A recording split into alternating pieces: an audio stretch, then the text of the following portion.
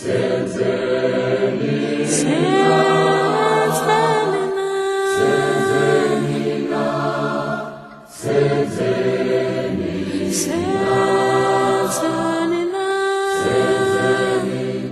day and welcome to our channel. Today we embark on a journey through history to explore a pivotal event in the struggle against apartheid, the June 16 uprising.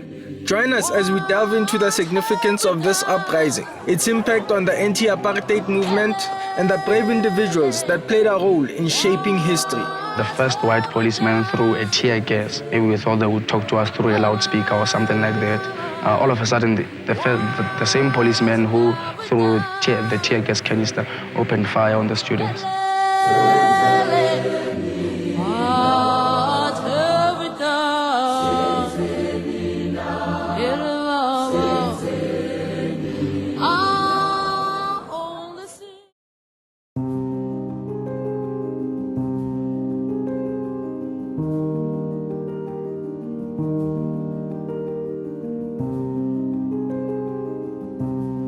On June 16, 1976, Soweto, a township near Johannesburg, witnessed an uprising that would change the course of South Africa's fight for justice and equality. This uprising was ignited by the frustrations and grievances of the youth, who were subjected to a deeply flawed and discriminatory education system. The apartheid government's implementation of the Bantu Education Act was a turning point. This act aimed to limit educational opportunities for black students, compelling them to learn in Afrikaans, a language that was foreign to many of them. It was a deliberate attempt to enforce cultural assimilation to perpetuate the oppressive system of apartheid. We never had what is biology in Afrikaans, what is arithmetic in Afrikaans, what is biblical studies in Afrikaans. We never heard of those words. But as of today, it's called a rekenkende. It's called that and that and that, and that is no longer called what you grew up knowing. So that big barrier arrives so sudden that going to school is becoming a big problem again.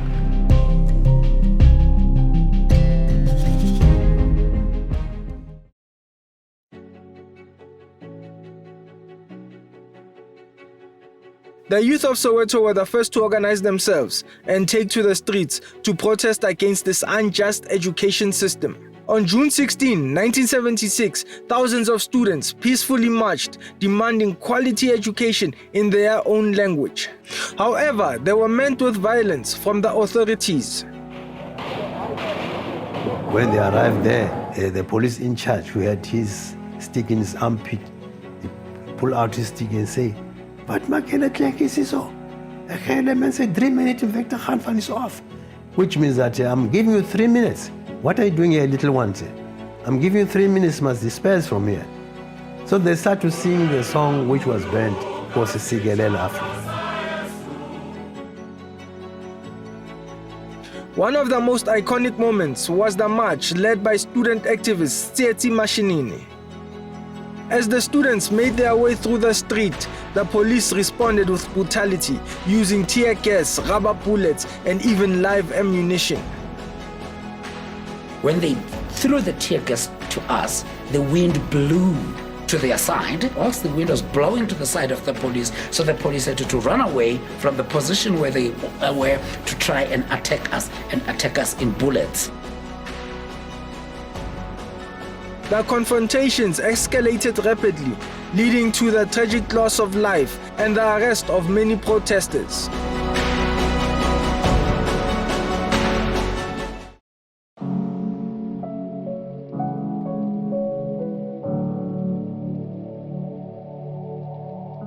Mzansi Mashinini was a charismatic student leader and one of the main organizers of the Soweto uprising. He delivered powerful speeches, immobilized students, and played a crucial role in initiating the protests. When the newspapers of the evening and the next day began to show photographs of Mzansi and his leadership of the entire student movement, it was not only a shock to the outside world and the outside community, it was a shock to his father and to his mother too. My son, what have you just done? So it is on fire. Everywhere in Soweto there are police, there are dogs, there are soldiers, there's guns, there's tear gas. What have you done? The system has done so many things and so much harm to my people that the people are no longer interested in having equal rights with the white people in South Africa. They want the tables to be turned so that the white man can get a taste of his own medicine and feel what it was like to be oppressed.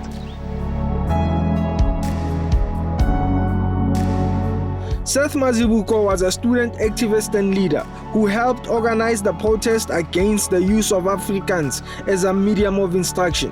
He played a significant role in mobilizing the students, coordinating actions, and addressing crowds during the uprising. June 16 was fully planned on the 13th of June, and we're in the streets on the 16th. We knew that if we let it stay longer, the police will know and grab most of us and arrest us. So we needed something that was going to happen quickly. We wanted to go out to the streets and before the half-yearly exams, and mainly because, of course, the half-yearly exams, some of them were going to be in Afrikaans in any way. And what we're fighting against in any way was about, this Afrikaans and that form of education.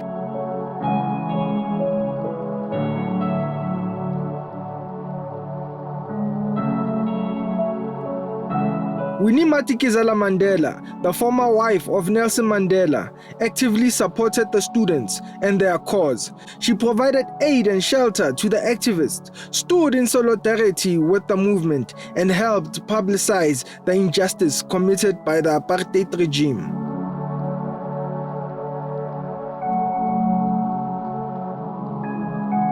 Hector Peterson, a 13-year-old student, became the symbol of the Soweto uprising after being shot and killed by the police during the protest. His tragic death and the iconic photograph of his lifeless body being carried by Mbuyisa Makubo captured the world's attention and brought international condemnation of apartheid. He was the first student I saw going down. I saw him being shot on the head and he fell down.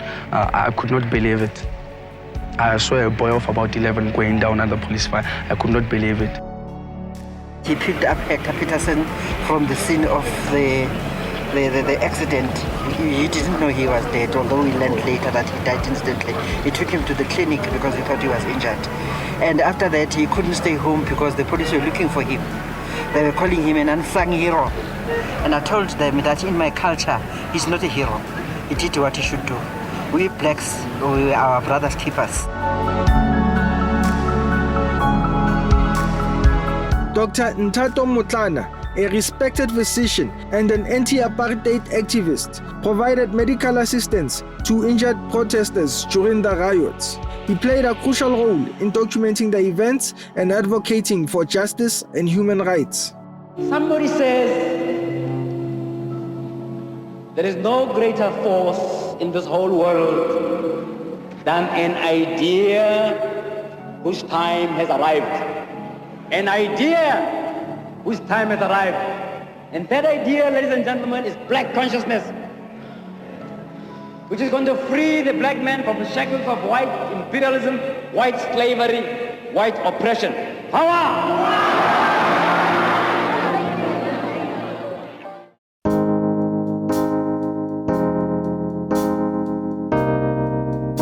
The June 16 uprising brought international attention to the atrocities of apartheid and increased pressure on the South African government to address the grievances of its citizens. It led to significant changes in the education system, eventually overturning the policy of compulsory education in Afrikaans. June 16 demonstrated the power of unity, courage, and the indomitable spirit of the South African people in their fight for justice. The legacy of June 16 uprising lives on, serving as a reminder of the importance of standing up against injustice and fighting for equality. On the 16th of June, I always pray and thank God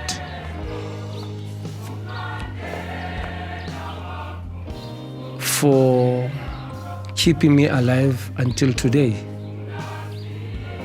I think I celebrate that day more than my birthday, because most of the people that I was with, especially that I was with,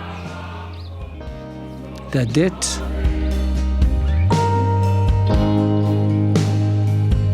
It continues to inspire future generations to confront oppression and work towards a more just and inclusive society.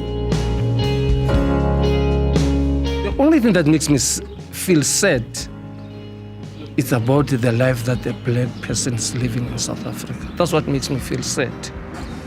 That's the only thing. Because nothing has changed much. In fact, we've got two classes now in South Africa. Those who can afford and those who cannot afford. As a parent today, I'm looking at my neighbor's child. I'm looking at young girls passing here. Young men here who you can see that these people are futureless. Thank you for joining us on this journey through history. Remember, it's through understanding our past that we can shape a better future. What's your thoughts about June 16 and the June 16 heroes? And what is the big fight for today's South African youth? Please comment below with all your opinions, and please hit the like button if you like this video, and please don't forget to subscribe to our channel, and until next time.